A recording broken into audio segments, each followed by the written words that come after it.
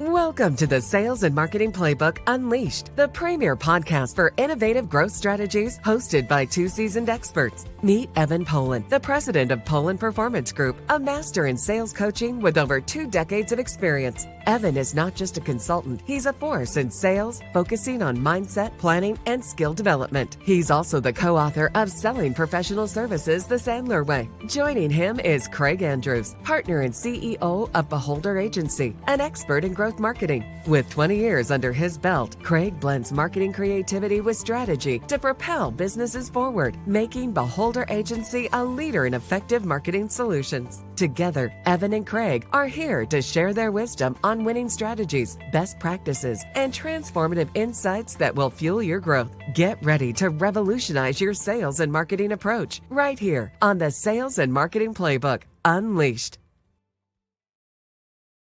And welcome to the Sales and Marketing Playbook Unleashed. I'm Craig Andrews, and for one last time, my partner in crime in 2025, Evan Polin. How are you today, bud? I'm doing great. How are you doing today? I'm doing good. So it's December, right? It's our final recording of the year. And usually around this time, both you and I have a regimen in which we do in terms of, preparing for next year and all that stuff. We never really get to relax, but, ultimately what we want to do is make this final episode of 25 of kind of highlighting the best practices our clients have had in the 2025. How do you feel about that?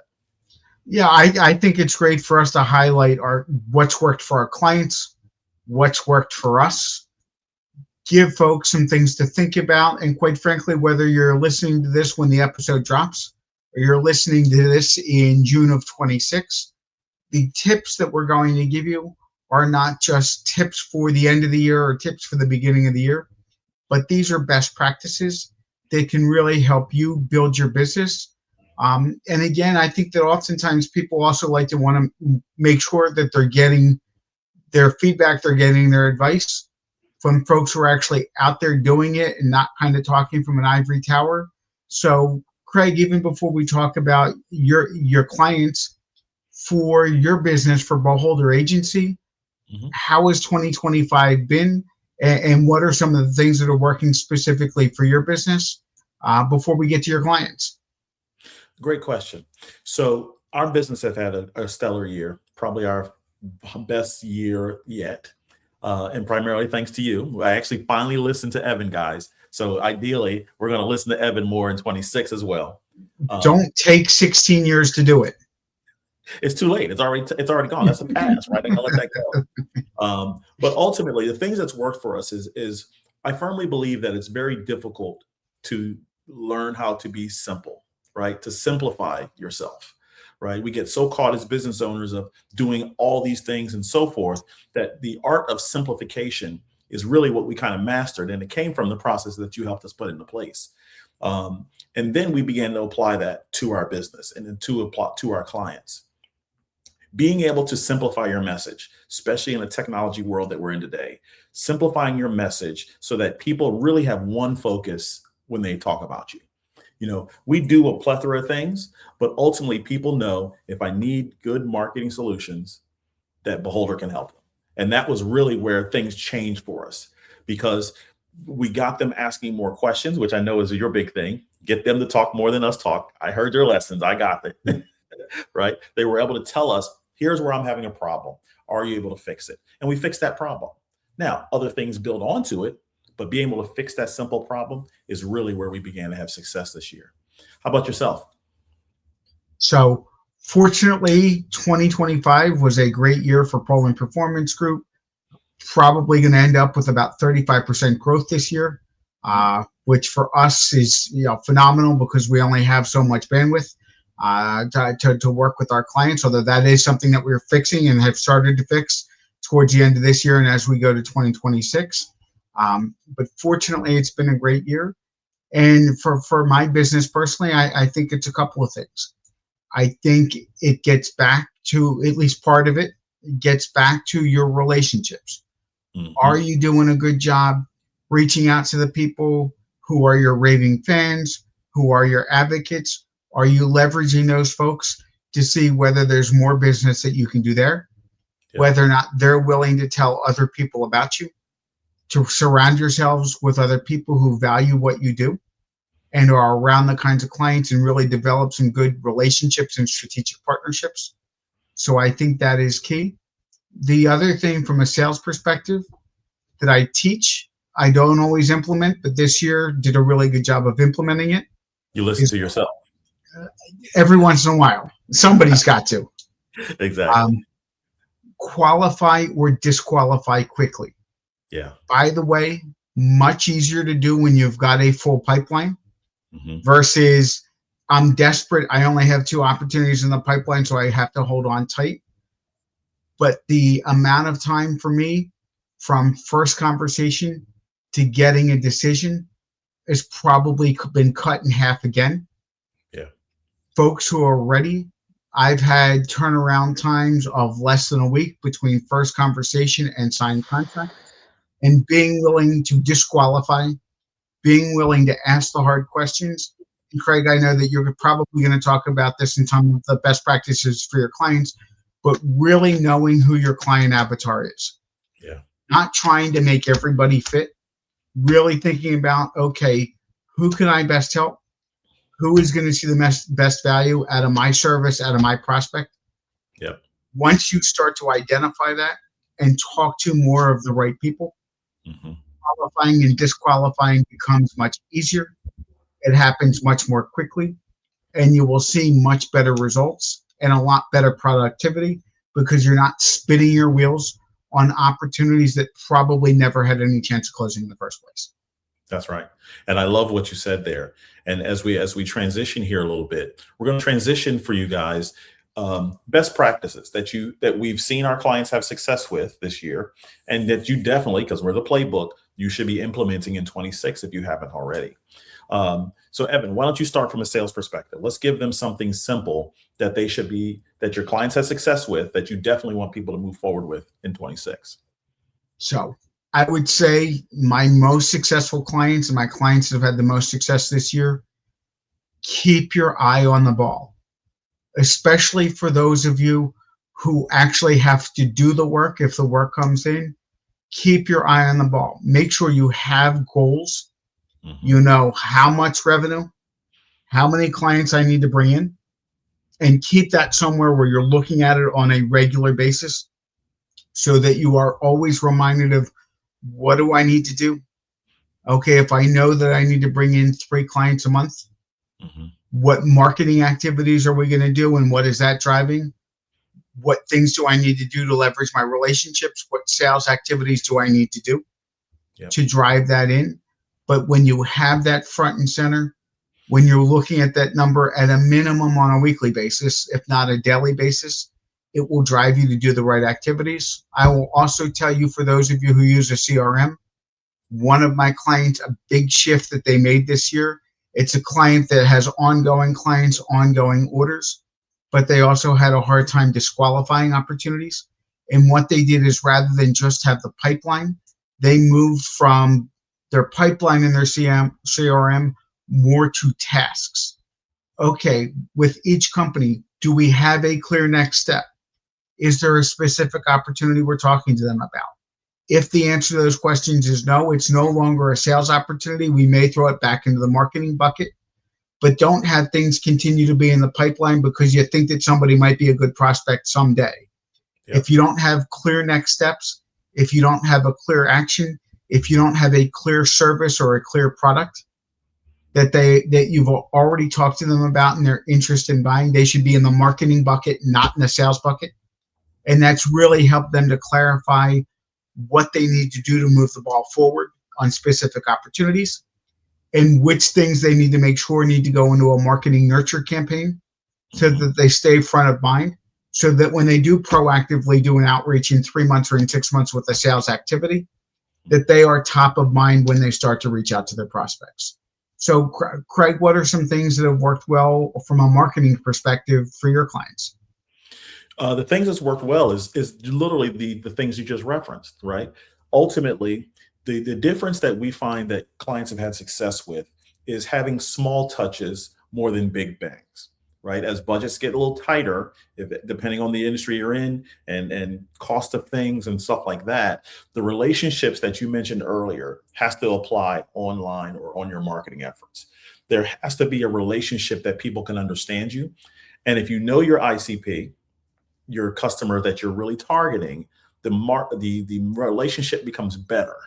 Because ultimately, the big thing that we're really pushing this year with all of our clients is clients don't necessarily know what you do because our attention span is lower. And if our attention span is lower, you have to speak simpler, going back to what I started with. And if you continue to stay simple in terms of what your messaging is, ultimately, you'll find that your clients will engage you more because they understand. There's another marketing guru that I follow recently who talks about burning calories as you're trying to figure out who you're going to use. And the more your prospect has to burn calories to figure out what you do, the less likely they're to go with you. So a great example of that is there's a client that we had that we literally try to be as honest and transparent with our clients as possible.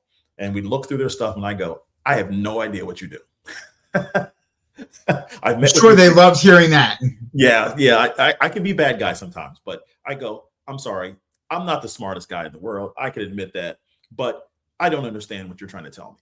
And they go, blah, blah, blah, blah, whatever they said. And I go, I understand that. That's not on your marketing material. That's the first line of defense, right? So, Craig, the other thing I find from a sales perspective with this messaging and with this keeping it simple, and I don't know if you find the same in the marketing, is these days there's so much noise out there that if I can't immediately identify, and this is one of my favorite sayings, if I can't immediately identify the with 'em, if I can't understand the what's in it for me and why I should be talking to you and how it's going to benefit me, I've got 1,000 other emails coming in, all this other stuff as I'm scrolling, I'm not going to pay attention. So one of the things that I'm having my clients really focus on and what's giving them the most success, nobody cares what you do. Don't provide them a verbal brochure of all of the products, all of the services, every logo, every client that you've ever worked with. Focus on the problems that they need to have for them to be interested in your services. Talk about how you help your clients and the problems you solve. And if you're talking to the right people, they're going to raise their hand and go, wait a second, that's me. How did you know? Did you have a bug in my office? And those are the people who are going to want to talk to you. That sales cycle is going to be shorter because they immediately see how you can help them fix something that could either make them money, save them time, better their reputation, whatever it might be. So I don't know if you're seeing the same thing from a marketing perspective. Absolutely. Right. Most of the stuff, and when it comes to marketing, is trust. If I were to sit back and say Coca-Cola, we all know it because we've all had it. We've all trusted it. The brand's been around forever. The problem with our audience here, which is small to medium-sized businesses, there's sometimes a lot of assumption that people know you. But if you go and you look online and I don't see you, it's ultimately is not something that I'm going to know who you are, which means I got to go through that whole process of trying to understand you. Can I trust you? Do you have the stuff in place to help me, not you, help me? And you spewing off to you, like you said, you spewing off all the things you do, I still may not know what you're trying to tell me. And so going back to the theme here of being clear, you mentioned in your last talk there, you have to be clear. And clear is simple. While we always try to say, explain it to a 7-year-old. If a 7-year-old can understand you, anybody in the world will understand you. And sometimes what gets in the way, your famous line, head trash, gets in the way of the perception of myself is different than the perception outside. And so sometimes what we've been able to do is help our clients understand that, simplify it more, and you'll get more people to reach out to you. Craig, the other thing I would imagine you run into, but I just want to make sure I'm not making assumptions. How many people have changed their focus in terms of who they're serving or the products or the services they're offering, but their website hasn't been updated in 2 or 3 or 4 years, and the website reflects what they did a couple years ago, which may not closely resemble what they're doing today? That's 100% on point. And by the way, that's why you may not be getting more leads. Sometimes the marketing is just a slight adjustment. It's hard to tell, right? Because all I know is what I'm seeing before I call you. We all do it, like part of what you teach. Do the research on who you're prospecting, get an idea what they are, And imagine if you were prospecting, and I'm sure you run into this before. You were prospecting someone, you read things about them, you read online about them, they come in and go, oh yeah, we don't do that anymore. Right. You've lost all credibility. You've lost all credibility. It's easy for me to move Right. to the next one. Or again, sales and marketing, if they're not on the same page or the owner's not on the same page, that's when the finger pointing starts, because wait a second, yeah, I've got 100 leads, but they're all bad. None of them are the right avatar. None of them are the right person.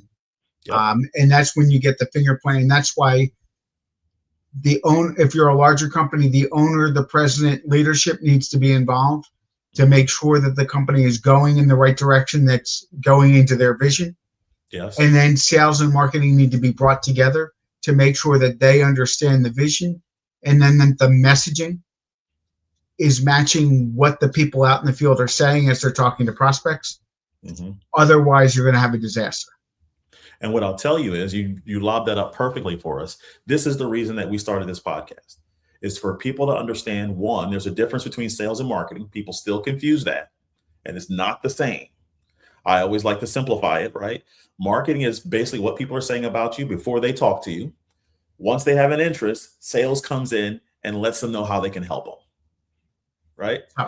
When I'm talking to new potential strategic partners, new clients, when they start to ask me about marketing, my first response is, if anybody is talking to me about their marketing, they are in much bigger trouble than they thought. Touche. And there is a huge difference. And again, I'm gonna have them talk to my man Craig. Yes, right. But marketing and sales are two different skill sets. By the way, those small to mid-sized companies, if you're hiring a director of sales and marketing, you're probably falling down in one of those two areas, if not both, because generally the skills that make somebody really good at marketing is different than the skills that make somebody really good at sales. And if you've got somebody in charge of both, you're probably not hitting the revenue goals that you want to hit. That's fine. That's right. Because we're really talking to the same person two different ways. So imagine you're speaking English and I'm speaking Greek, and to the same person. Wait, which person am I talking to? Right? That's how I want you guys to visualize when it comes to sales and marketing, how the process works. Now, to piggyback on top of that, we work really well together. We really do, as long as you have the same mission and objectives and KPIs and things like that in place. To your point, if the leadership's in place and understands it and can communicate it simply to us, people like us, all of a sudden the world gets so much easier. The process of prospecting, to talking to them, to proposing to them and signing them is shortened tremendously, because the communication is very strong with simplicity. And I think that as we talk about this, I know, Evan, that you have a course coming up in the winter, right, of your 12-week program. You want to tell everybody about that? Because this is the sales stuff. This is the foundational stuff that will help you guys grow. I'm a testament to it. Trust me. So, Craig, I appreciate that. I'm wiring the money to you now. Thank you. So I am running, and this will be our third cohort. And this is, I referenced before, expanding things out to reach a broader amount of people. So I have developed a 12-week course that is lower cost, a little less customized, but for some people may be a good way to get started. Focusing on everything from having the right mindset to be successful in business development, especially for you professionals, you consultants, you attorneys, you accountants. How do we get you to try things that you're not used to trying, or things that may not be comfortable, or that sales is a 4-letter word, to making sure that you've got the right plan in place. By the way, earlier this week, for the 28th year in a row, did a goal setting program looking at not only the next year, the next 5 years. Anybody who is interested in getting that, just hit us up in the comments on LinkedIn. I'll be happy to send you a link to that program. But part of it is making sure that you've got the right goals in place and that you've got the right action plan to make sure that you're getting in front of enough opportunities. And then the last piece that we talk about is, how do we develop more urgency, shorten that time from first conversation to getting a yes or a no. So it's once a week. It'll be Tuesdays, 12 o'clock Eastern, 9 o'clock Pacific, 1 hour once a week. For those who want a little bit more, there will be small group coaching to role play, to practice, to strategize opportunities. For those who want even more than that, there will be once a month one-on-one coaching, as well as getting a sales assessment. So if anybody is interested in more information, just look out for my post, for posts from the Sales and Marketing Playbook with information about that upcoming program with a link to be able to register. Or again, just drop something in the comments and we'll get some information out to you. And the reason why that's so important is, it was a little selfish in which I said it. Evan and I have come together and we've been together for so many years that we're creating a program that allows you to have the marketing and the sales together, right? So some companies who are not sure what they need, you need both, but we've created a program that allows you to get the best of both worlds, right, the right way. And that's what we're going to really be pushing out in 26. It's going to have elements of his sales program because we use every bit of his sales program in how we market. And this is how the two entities come together. He has a cookbook. We apply those cookbook principles to our marketing program so that we have a better idea of how to market you better. It's not just a solo thing and I do it work on my own. No. I need that information so that I have a better idea how to push the marketing information out to your audience based off of your goals. And when both work together, and you and I have talked about this, but just in the last couple of weeks, and typically, for me in my business, if I'm, on the corporate side, bringing in, 10 to 15 new clients over the course of a year, it's going to be a really good year. Mm-hmm. Well, within the last couple of weeks, 3 qualified leads came in because Craig designed the website. Craig designed it so that, the right people are coming to it. Mm-hmm. On all 3, within a 2-week time period, went from first conversation. For 2 of them, went from first conversation to signed deal.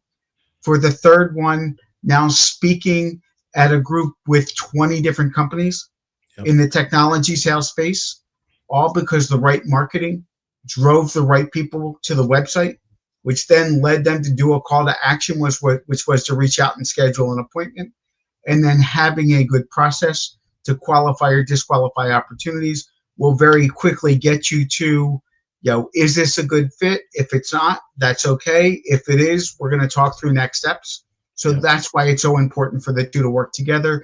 And that's also why it's important to work with different firms that stay in their lane and provide the expertise and work well with others, versus that person who tells you, I'm going to do your marketing, I'm going to do your sales. Oh, by the way, you have a CRM. I'll try to figure out how to set that up for you too. And wait a second, you need this other thing, customer. A jack of all trades typically means that they're not expert in any of them.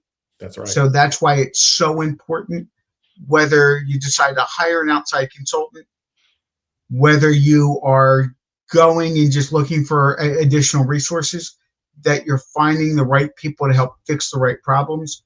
Yeah. Otherwise, you're just not going to achieve your goals. And all of that stuff is where Evan and I are experts at. We are experts at different strategies in different industries. I know that he has a specific focus, and I have a specific focus in terms of who we target. But the reality is that our services are agnostic to almost any industry, because the reality is that we both help put the foundation in place and we build upon that. So look for that in 26. I think that it's going to be another great year for us both. I think that we're going to continue to produce the playbook and put you guys in positions to understand that we are bringing you the playbook. We're giving you the plays to be successful in business. Evan, as we do with all of our guests, 3 goals for 26 that you wanted to impart upon them. So first, let's start at the beginning. Make sure you have a goal. How much revenue do you want to do?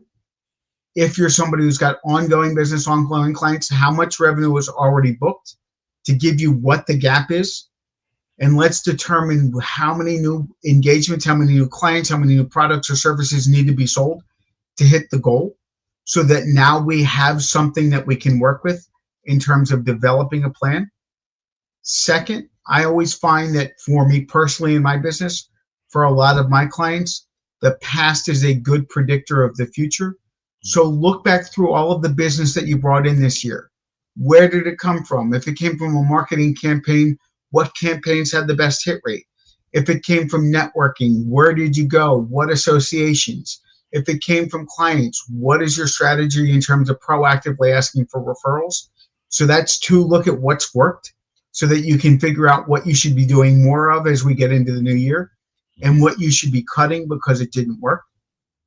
And the last thing to keep in mind is keep your pipeline full. The more full your pipeline is, the easier it is to qualify or disqualify in the right way. Mm-hmm. It's when there's not many opportunities in your pipeline that you tighten up, that we don't want to let things go, and we end up spinning our wheels and wasting our time. So again, it may be counterintuitive, but even when your pipeline is light, it's okay to disqualify opportunities, because otherwise you're just going to spin your wheels and waste your time. Yep. So those would be my tips. What are a couple marketing tips that you want to leave our audience with? Sure. One, simplify. Too many options in marketing leads to no decision at all, right? Or find somebody else that has the better decision. The simplest solution that you can come through and get them to understand that's what you do is the best option always. Always simple, always wins. Two, make sure there's cohesion in your marketing. Your social media shouldn't say something different than your website, that says something different from your emails, which says something different than what you're telling people on the street. It all has to coordinate. And again, another process that we got from the Polin Performance Group is you got to make sure that all of that stuff is operating together, because you never know which platform people get introduced to you by. And then if they combine it with meeting you in person and it's two different things, oh, I thought you were doing this, but you're really doing that. That's how you instantly lose credibility. That's how you instantly lose trust. And that's very important. The third, and you know me, Evan, data, data, data. And if I forget, it's data. The data that you have produced among all of those platforms, whether it be social, email, whatever it might be, gives you a roadmap of where you need to improve. Where the leads came from someplace originally. The data will tell you if you process it right. And if you have the data and it's telling you the right metrics, it'll help us hit the numbers on the cookbook that we're going to talk about for sure in 26, because it's that important. And so now with the data's in place, you read the data appropriately, having somebody translate it for you appropriately, you will understand exactly how the type of clients you're getting. And there's a great chance that that data will tell you to change your ICP of who you're really targeting, because we want the more success to hit the numbers, which means we have to hit more people who like what we do. And if you've done it for X number of people in the industry, but you're really pushing to 2 people in the industry, it makes no sense, right? So common sense suggestions in 26 will help you guys thrive. And again, because we're the playbook, we're giving you the plays. This is exactly what you need to do. Just follow the play and you will be successful. Okay. So again, in 25, we're rounding out this show. I'm Craig Andrews, my man, Evan Polin, and we'll see you guys for growth next year on the playbook. Talk to you soon. Thank you for joining us on this exhilarating journey through the world of sales and marketing. Remember, the playbook is in your hands and the possibilities are limitless. Keep exploring, experimenting, and innovating, and watch as your business reaches unprecedented levels of success. Don't forget to subscribe to the Sales and Marketing Playbook Unleashed on all major podcast platforms, and follow us on YouTube, Facebook, and LinkedIn for even more exclusive content. Until next time, keep hustling and keep winning.